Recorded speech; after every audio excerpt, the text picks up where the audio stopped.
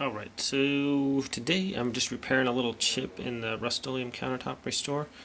I use this for under this cabinet. I made a floating shelf here in my bathroom, and I put this under here.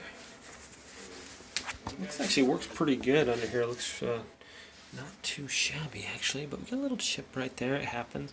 This is just a quick fix. Sometimes if there's a really small chip, you pick up this, it's black acrylic gloss paint. You can grab it at Walmart for next to nothing. And this is shiny and stuff, so I'll just take a little bit there. Okay, and I'm just going to take a little dab of that on my paintbrush. And we're just going to go over that just a little bit, okay?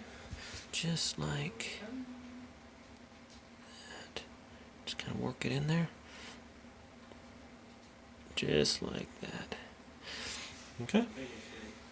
And in a pinch, it works pretty darn good. If there's like a bigger spot, I have another repair video out where I actually like sand it down.